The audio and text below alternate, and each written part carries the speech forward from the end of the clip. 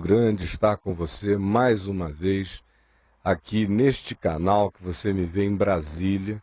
Como eu disse, infelizmente o nosso horário mudou de 9 horas para as 7h30 da manhã. Então tem muita gente que está me procurando por aí e não está me encontrando.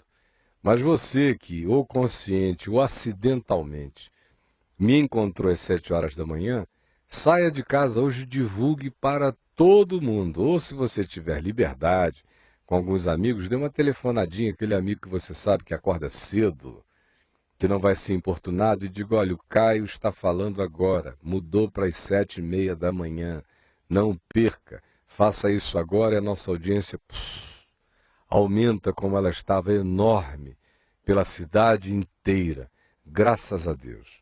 Hoje eu quero ler para você um texto do Evangelho de Lucas, no capítulo 11, inicialmente do verso 24 ao verso 26. Lucas, capítulo 11, do verso 24 ao verso 26, que diz assim: Quando o espírito imundo sai do homem, anda por lugares áridos, procurando repouso, e não o achando, diz: Voltarei para minha casa donde saí. E tendo voltado, a encontra varrida e ornamentada. Então vai e leva consigo outros 7 espíritos, piores do que ele, e entrando, habitam ali. E o último estado daquele homem se torna pior do que o primeiro. Jesus está falando da habitação de seres humanos por espíritos malignos, por espíritos imundos, por demônios. E ele está usando a ilustração da casa mal assombrada, da casa que sofre de fantasmagorias. Existem casas que sofrem de fantasmagorias. Em geral, são aqueles ambientes residenciais onde houve uma sucessão de experiências familiares de ódio, de vingança, de raiva, de ambição, de inveja, geração após geração.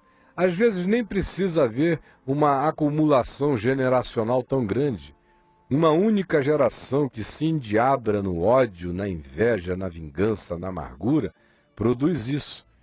Especialmente quando, além disso, essas mesmas pessoas, nessa mesma casa, em odiando-se umas às outras, ainda invocam, consciente e deliberadamente, espíritos maus. Aí muitas vezes acontecem coisas pavorosas nessas casas, às vezes até homicídios, mas não necessariamente precisa haver homicídios, às vezes ninguém morre fisicamente, esse grupo vai embora, mas o resíduo energético daquela malignidade fica ali. E os espíritos imundos se alimentam, eles comem essa residualidade energética do ódio, da vingança, da malquerência, da inveja, da mentira, do olhar maligno, e o lugar fica assombrado. Não é à toa que, por exemplo, para não falar do mundo inteiro e de uma experiência mais do que vasta que eu tenho nesse sentido, aqui mesmo nessa cidade de Brasília está cheio de mansões no lago, em vários lugares cheios de malignidade. E uma família vai morar naquele lugar e fica apavorada, vendo vultos, fantasmagorias, que são apenas resíduos hologrâmicos da maldade que ficou como uma herança energética perversa, só que atrás de cada uma dessas coisas malignas que a própria emanação espiritual maligna do homem gera, demônios habitam ali. Porque eles comem, eles se alimentam dessa malignidade, eles emulam, incitam essa malignidade para perturbarem a existência de outros. E você sabe e conhece dezenas de histórias, não é preciso ir tão longe para dar o testemunho e me corroborar as afirmações de que o que eu estou dizendo aqui não é nenhuma viagem esotérica. Eu estou falando a partir do que a Bíblia, em lugares diversos, nos ensina e nos afirma. Quem assiste o meu canal na internet, que é avemvtv.com.br, especialmente o meu programa de todas as manhãs que eu faço ao vivo, que é o Papo de Graça, de 9 da manhã até ao meio-dia, me vê tratando no mínimo uma vez por semana de casos desse tipo, com explicações longas, detalhadas e que não deixam ninguém ficar na dúvida. Mas voltando aqui ao texto ao qual eu faço referência nesta manhã para você, Jesus está usando a metáfora, a figura real e concreta da casa mal assombrada para falar do ser humano mal assombrado, do ser humano visitado, possuído por espíritos malignos. E há muita gente possuída por espíritos malignos sem saber. A gente condicionou a ideia do espírito maligno àquelas possessões histéricas e estribuchantes, do indivíduo que cai, se contorce em crises de semelhança epilética, ou que surta, que sai por aí querendo matar os outros do nada. Mas existem muitas formas de possessão demoníaca. A maioria delas sutis, a maioria delas quase indiscerníveis para quem não percebe. A maioria delas vão se fundindo, vão possuindo, vão se tornando tão atávicas, vão se tornando tão inerentes, vão fazendo tão parte do indivíduo que é como um residente silencioso no mundo interior das pessoas e que eclode de várias maneiras. Aí talvez você me pergunte, mas para que isso aconteça num ser humano, ele tem que deliberadamente invocar estas coisas? Eu lhe diria não. Basta que ele esteja aberto para o ódio, para a vingança, para a inveja, para a malquerência, para o espírito de destruição do próximo. Basta que ele se entregue a uma vida de engano, de mentira deliberada. Às vezes basta que ele se relacione com uma pessoa em relação à qual ele precisa alimentar aquela relação escondida à base de mentira, mentira, mentira, adultério, engano, infidelidade, mentira, mentira, mentira. Onde há mentira está o pai da mentira, que é o diabo. Aonde há ódio está aquele que foi o homicida desde o princípio, que é o diabo. Aonde há engano, aonde as pessoas vivem de corrupção, de falácia, de fantasia, aí estão presentes essas malignidades, ainda que o cara seja ateu. Ainda que ele se diga totalmente irreligioso e descrente de tudo, agnóstico, ou seja lá o que for, não há necessidade de que ele faça confissão nenhuma. Ele é a invocação. Ele é o clamor, ele é a porta aberta. Ele é a casa devassada para ser invadida e possuída, ele queira ou ele não queira. Como também existe o oportunismo dessas coisas que nos acometem, quando as pessoas são indadas à utilização de coisas que alteram a consciência. Seja pela via da embriaguez constante, seja pela via do uso de drogas que tiram você da lucidez, que baixam a sua censura, que deixam você vulnerabilíssimo para surtos de raiva, de paranoia, de ódio. Frequentemente eu vejo pessoas que, aos sentidos ignorantes dos demais, estão apenas ventando e expressando algum tipo de surto por causa da embriaguez, mas que eu discerno claramente que não está só o embriagado ali, ele já está possuído por uma coisa mais profunda do que o que a embriaguez poderia nele gerar. E Jesus nos diz nesse texto aqui que essa é a situação do homem e que os espíritos imundos, quando eles são retirados de um homem por alguma razão, por algum poder espiritual que de lá os retire, depois eu vou falar disso, eles andam por aí procurando outros, procurando repouso. Mas não achando, eles sempre dizem, eu voltarei para a casa de onde eu saí. Eles sempre dão uma passada de volta na rua onde moraram. Eles são ex-inquilinos obcecados. Voltam, voltam, voltam para ver se tem alguma chance. Voltam, voltam, voltam para ver se o coração está aberto.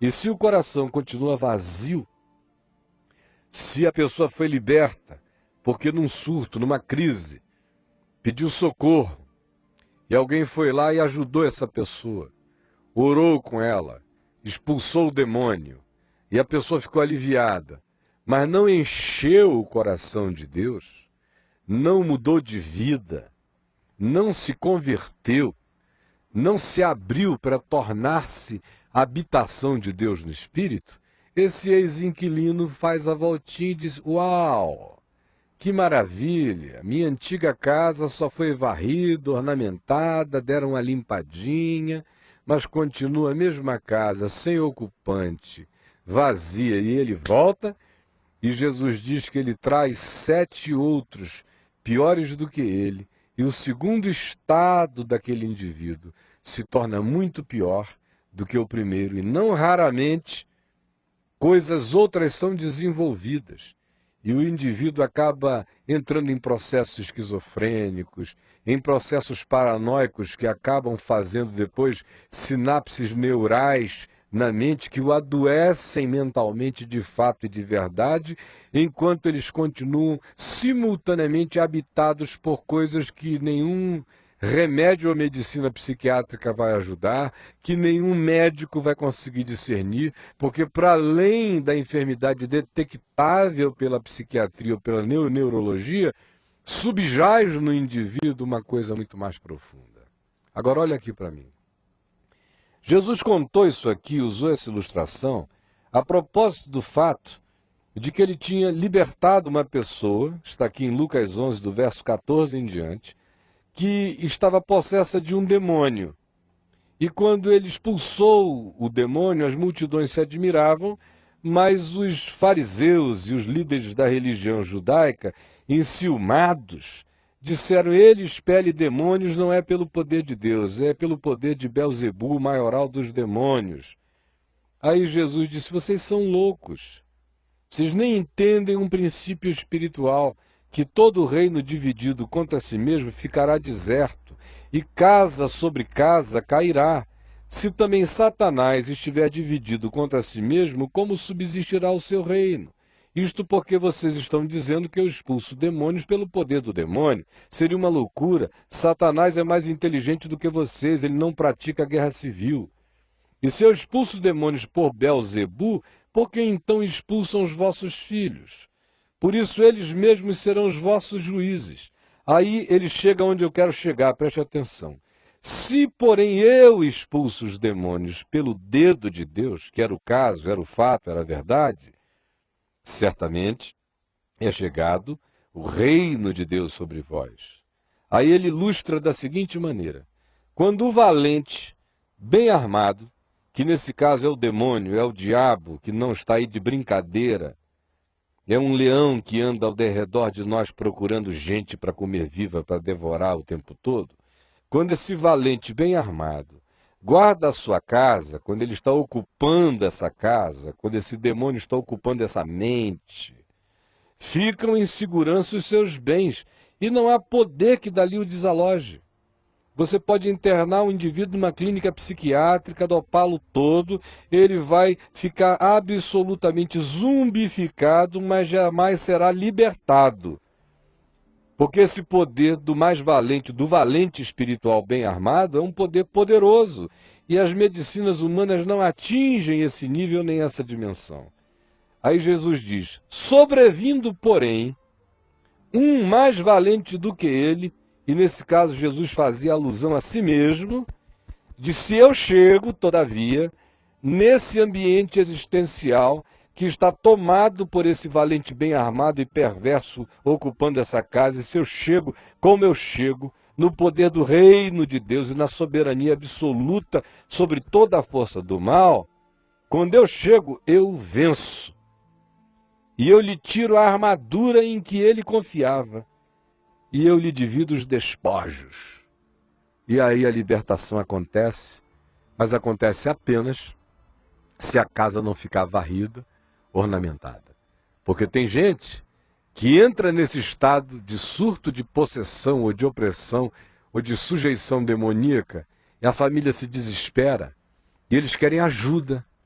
Aí eles chamam alguém, como eu já fui em milhares de casas no curso da minha vida, especialmente no passado, quando eu tinha muito mais tempo e disponibilidade, quando eu comecei a pregar o Evangelho há quase 40 anos atrás, não só eu ia nas casas, mas na minha casa se fazia fila de gente com esses problemas e todos os dias eu estava ali em nome de Jesus discernindo esses males e expulsando.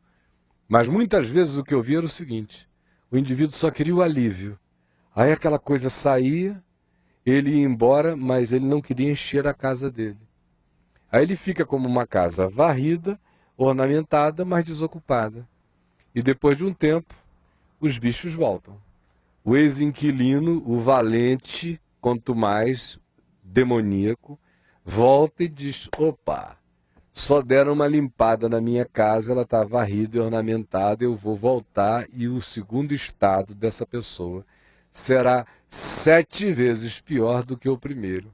E não é à toa que ex-possessos acabem se tornando depois internados em lugares dos quais muitos não saem, porque as nossas melhores perspectivas de discernimento psicoterapêutico e psiquiátrico não alcançam o discernimento do que subjaz lá no profundo das dimensões e dos escaninhos espirituais da vida humana. Tem que ser um discernimento do Espírito Santo, que só quem anda com Jesus o possui, o tem. Aí por que eu estou falando isso com você? Porque eu sei que milhares dos que me veem agora são criaturinhas assim totalmente desguarnecidas.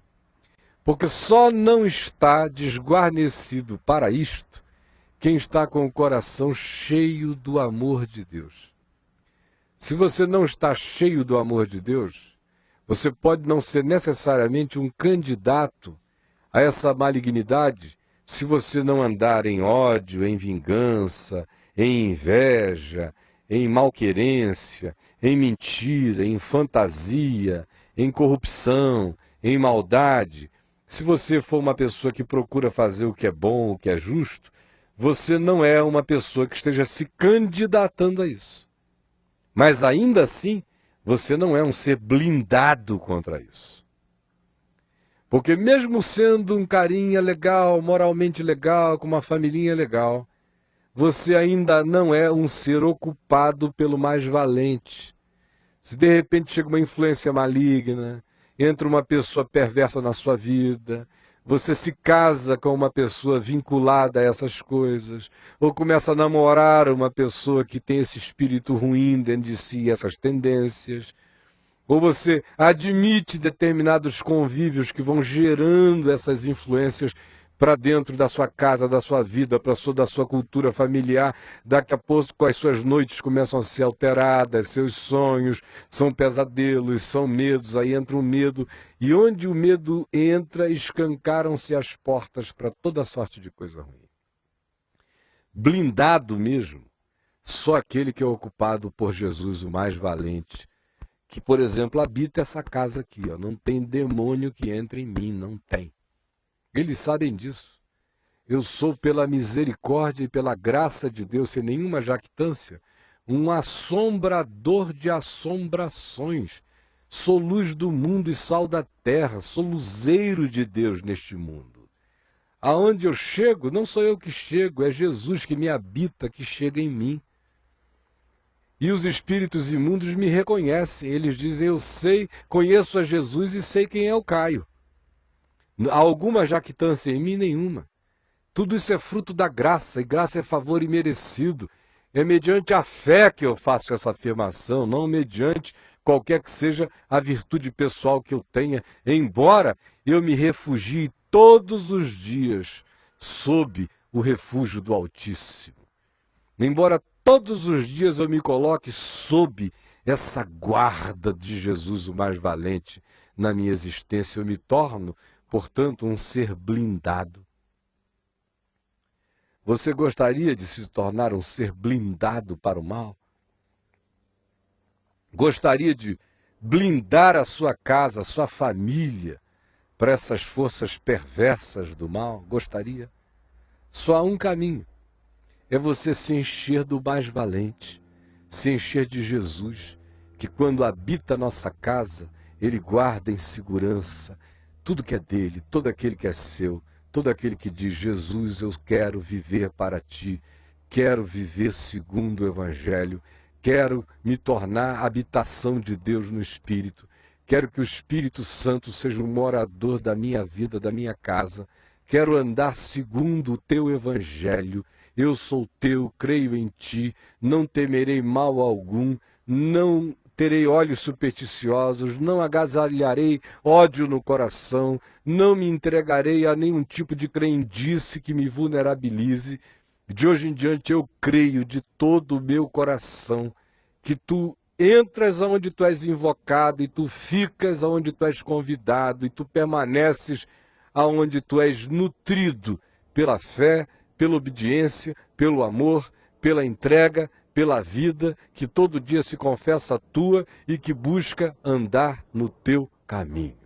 É assim que é assim que cada um de nós tem que aprender a ser e a perseverar.